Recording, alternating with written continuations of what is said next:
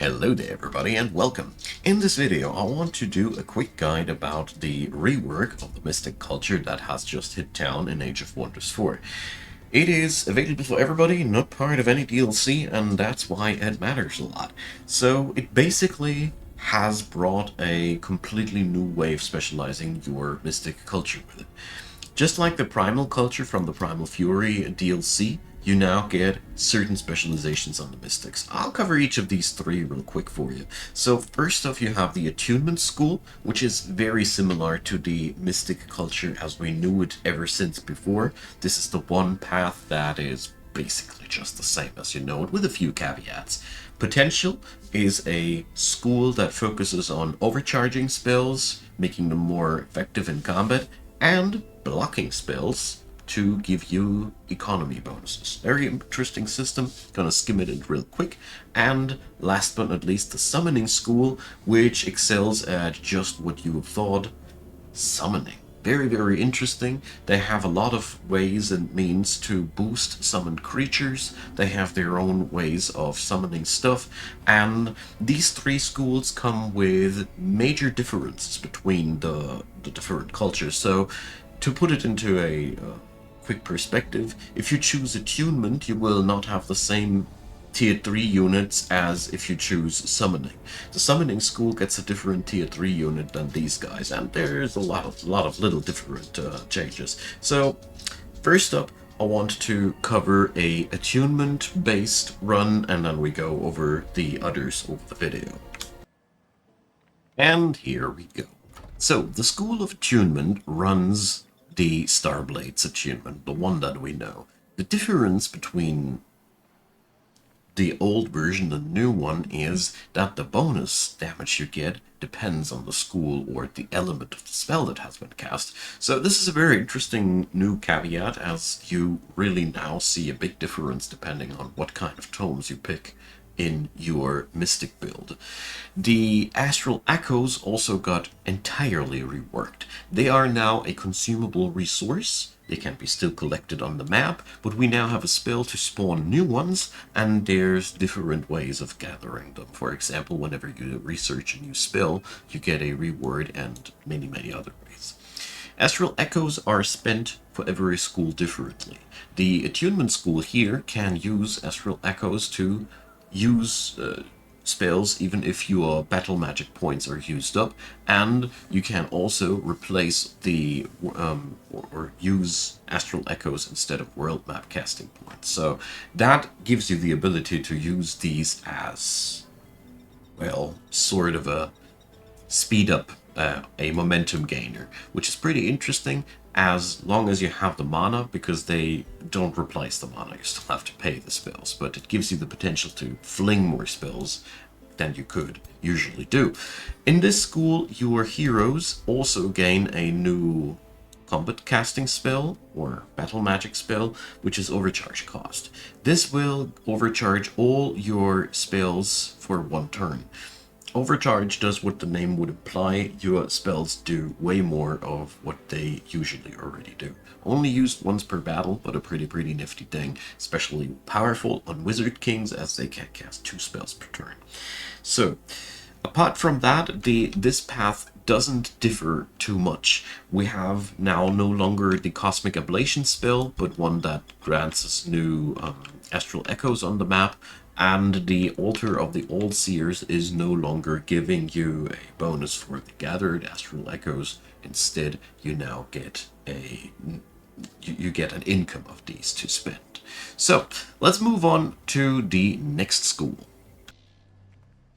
Moving over to the School of Potential. So with the School of Potential, you done away the Astral Echo game. You don't have that anymore. As you see, the resource is gone entirely. We are also not playing with Starblades anymore. We're playing with Dissonance. Dissonance is a stack that we apply with our attacks, and whenever we cast an overcharged spell, it explodes.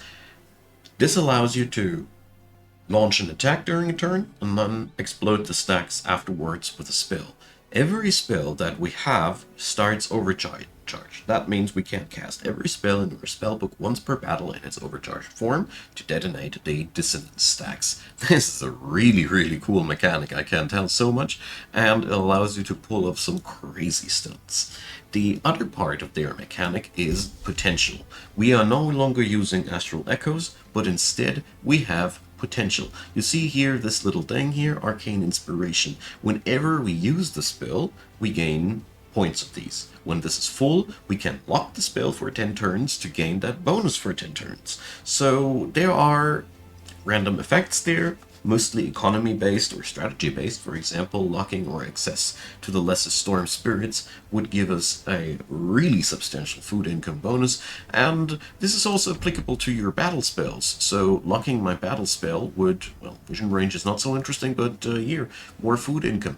Or here, more knowledge income. So there is a lot of different potentials that can be applied, and this is the other special mechanic of these guys. So you have the overcharge mechanic, dissonance, and potentials. You also no longer have spell breakers. These got changed into spell weavers. The bugs are optional. They have now rift bolts, which are only dual elemental spells, and they are all applying dissonance stacks. Pretty much all of your units do so. You don't have that only on your mages, you have that on everybody. You don't need to activate it, you have it pretty much available. These guys have the Weaver's Overchannel ability, which allows you to cast a new spell this turn. So you have now the Wizard King Overchannel ability available as a tier 3 unit. That is pretty crazy. And it can be only used once per turn. Every one of these can only use it once per battle, so there are rules and restrictions, but this makes these guys a really, really, really desirable unit, as basically you can always lock one of these guys to cast another spell. Very, very powerful. On a side note, your spell shields now flash freeze instead of the rainbow attack they usually do. Nothing much to write home about at that point. So this is the School of Potential in a nutshell. Very, very fun, as they have a very bursty gameplay with the dissonance stacks and overcharging spells. Well, due to the fact that it can be useful in any aspect, I really like it. So, moving on over to the School of Summoning. Now to the third school, the Summoners. So these utilize again Astral Echoes, and their whole gameplay is, of course, centered around summons. So we don't have dissonance gameplay or astral blades. Here we have astral resonance, which gives us a stack of strengthening and a stack of 10 HP on magic origin units. So this school is totally focused on any build that wants to cast away your racial units and use magic origin units as heavy as possible. Because this, I can tell you, is really, really stupidly powerful. Every little spell you cast does inflict a major wave of healing and buffing throughout your army. The other effect that we have is we can use the Astral Echoes that we have to level up magic origin units. This is pretty crazy, as we have a lot of magic origin units that evolve, and this means you can use the echoes to trigger evolutions quite quickly. Really, really powerful mechanic on that end, and it's stupidly fun to play as well. We also have a set of new spells in combat. So you gain the Astral Ward. Entire new set, but this one is new. There's a couple of hero abilities too. So Astral Ward. This is a little monolith that you can link to a unit, and then it soaks damage for that unit. So this allows you not only to utilize summoned units to mitigate damage for you, you can now summon a unit to mitigate damage for you, which you can link to your summoned unit, so your summoned unit mitigates the damage to your summoned unit, and things get really crazy from that point on. The Astral Ward is very versatile, you can use it for many different purposes, and it's a really, really cool utility spell at that end. But mind you, this is always replacing the other spells, so you don't get... you don't get the entire set. So I think this one replaces either Cosmic Ablation or Magic Shield. Not 100% sure anymore. So, on the other end, we have the Summoner unit as our tier 3 unit. So, these guys are no longer battle mages, they are now supporters, so their attack doesn't hit that hard anymore, but they have the Spirit Summon ability. Here we have a pretty similar concept like with the Astral Blades. The color of your spell determines the color of your summon. That's a pretty fun system as you have a direct connection to what you're doing on the battlefield. They also have the ability of Astral Bonding, which allows them to just power up a summoned unit like crazy, giving more retaliation accuracy and the ability to frenzy. So all in all, this is pretty cool. And Astral Connection is also another thing that is worth mentioning. Magic Origin units have a heightened morale in this entire school. So you have a pretty slick and powerful setup to realize all of your crazy summoner dreams. You get also extra buildings. The altar of the old seers gets replaced with one very useful building, namely one that just dumps out 30 mana per turn. Which is exactly what you will need with this build, because you will summon like crazy. All in all, this is a really interesting path as well. And yeah, that summarizes the whole video here.